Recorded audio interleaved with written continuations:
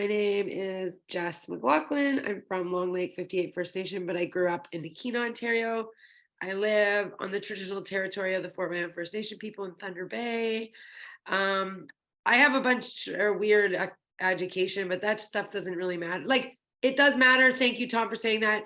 But to me, I've really credit a lot of my learning from people like you, Tom. What you do is amazing. I've worked in Northern Ontario and Indigenous food sovereignty for 13 years. I started at Anishinaabe Nation.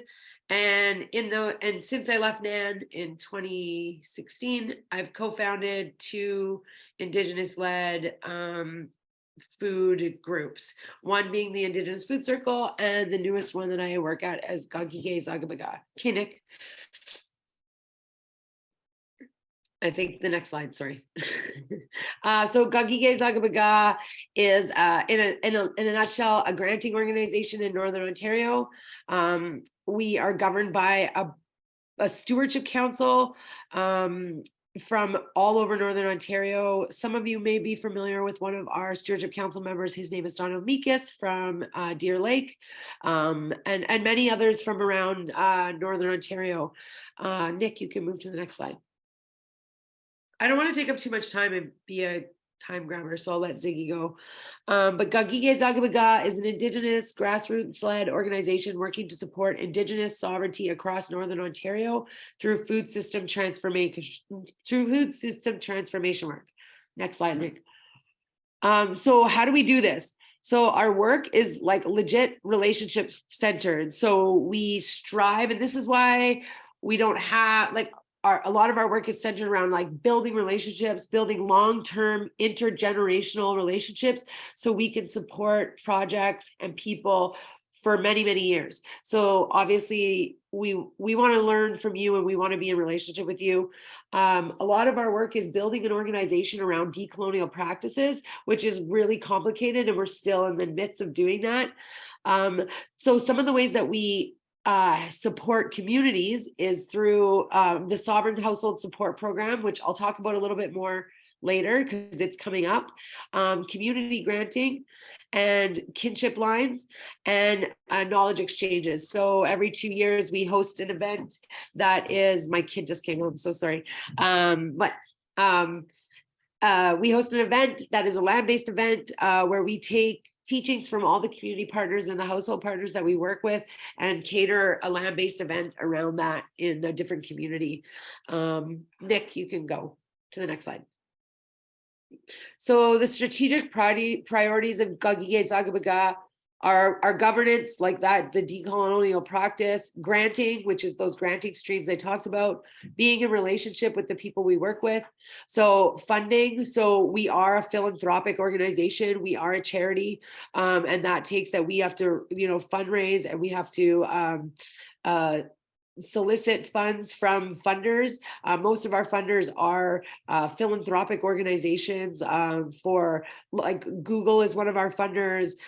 We have funders across a breadth of funding people, and then research and evaluation. So looking at how do we really actually make this intergenerational and allow for funders to really believe in the work that we're doing, because ultimately, it's not us doing the work, it's just us facilitating it, but it's you, Tom, on the ground that's doing that amazing work. That's why I need to meet you. Next slide, Nick. So community granting, just to give you a little synopsis of what community granting looks like.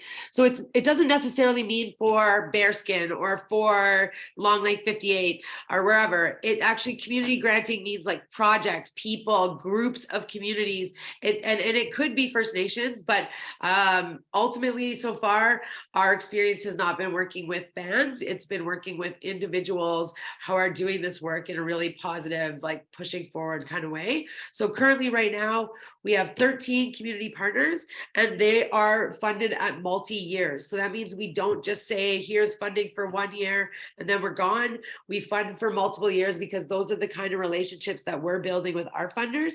And we don't fund millions and millions of dollars because we wish we could, and maybe one day we'll get there. But we do fund up to $50,000 with limited restrictions. So really do what the hell you want with the money, and we'll take care of that on the CRA end. Nick, you can go to the next slide. So kinship lines is a new granting stream that we've been doing. It's about planning on a regional level around, I really wanted to call this grant Land Back, but no one would let me. It's about forming community of practices. So groups of people doing similar work, and planning across a breadth of territories, creating tools, resources, webinars, and kinship line networks that really foster growth, love, care, family, and like best practices, sharing knowledge. And then we also fund these projects. So I'll just give you an example. This summer, this fall, I guess, we embarked on a huge project with James Wheaton of Black Duck Rice out of Curve Lake and 7 community partners all over Northern Ontario in replanting wild rice or monoman. And we're going to monitor these fields. We think this grant is really a revolutionary thing around land back, around like protected areas and food security, and really protecting the land. Nick, you can move to the next one. So what I really wanted to talk to everyone about today was the Sovereign Household Support Program. Like Tom would really qualify for a community grant. The Sovereign Household Support Program is for households, for families. So we have 2 granting periods a year, one in Zigwan and one in Gaagige. It's household and family focused. We aim to support about 250 households each round, so 500 households a year. Rural and urban households are eligible for 1,000, remote communities 2,000. And there's an application process, which we are trying to make better because it's not the best. And we get better every time, but we think we'll be dealing with this for a while about how we get better and serve you guys better. You can move to the next slide, Nick. And so just for everyone out there, that the next granting period is coming up in Zigwan, which then that means our advertising and stuff and the application period are the last week in January and the first week in February. So we are partners with Sulico First Nations Health Authority, and we will be sharing all the information with them so they can put posters up and stuff. Some of our best advice is to like call us, or we do a video every year. We really want you to call us, and most people that call us are successful.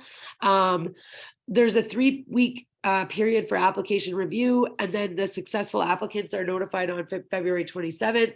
And then the funding, this may be a loose lie because our current organization we're hosted under is kind of slow, but about 3 to 5 weeks administratively for you to get your funding at a household. And this could cover anything from building a community garden, going fishing, getting fishing supplies, things that you need to get back on the land in an Anishinaabe way that support your family. So do you need new hunting knives, a gun license? Well, whatever, like all these things we support. And then Nick, you can go to the next slide, which is just my miigwech and questions. I didn't mean to talk so fast, but I also was conscious of time. But miigwech. It's also just you guys doing all the work out there. I'm just here trying to pump money to you guys. Awesome. Thank you so much, Jess. Like, that's incredible information. Awesome information. I just want to share, we did have a comment on our Facebook Live that said, when you said, I would have liked to call the funding grant land back, and we had someone, Mayor said, I would have let you. So you got a little bit of support there, Jess. I wish that person was my funder. I'm pushing boundaries, but we're going to call it kinship lines for now until we really can, figure out a way to push those boundaries more. Awesome. So I do have one quick question before we move on to Ziggy here. So you said, you mentioned Tom would be a great candidate for this. So like, how do communities understand how they fit into this? Like, if Tom is like, well, if I'm a candidate, so what does that mean? How can I access this money? How do I work with you on this? So typically, like, I think all of us have written a grant before, right? And it's like you download the application, there's an application period. That's kind of how the Sovereign Household Support Program works. But with community granting, we're really trying to take a different approach, and that, like, legit give me a call. And we're like, our team is growing rapidly. So there will be more of us to like really represent, and that like call us to be like, hey, I'm blah blah blah. Or oftentimes I'll see a presentation by someone like Tom, and I'm gonna reach out probably, and I'm like, yo, this is like super awesome. Like, this model could be used in other places, or like Tom's doing amazing work, and I really think that we should bolster what he's doing, if that takes funding or connections or whatever we have to offer. And if Tom doesn't want to work with us, then he doesn't.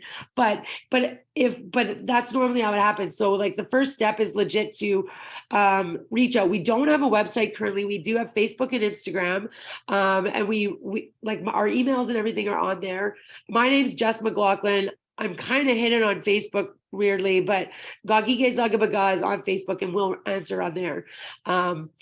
Eventually you'll get my weird Facebook name and stuff, but yeah, that's really how it's done, Nick. It's just based in relationship. Thank you so much, Jess. And you know what? Rob just posted the link on our Facebook. So, and I'll share that link with Tom as well. So if you're on our Facebook, write in the comments. Rob has posted a link to the organization page. Of course, if anyone watching it does have any questions at all about any of this, just email acwinfo@slifna.com and we will get in touch. Thank you so much.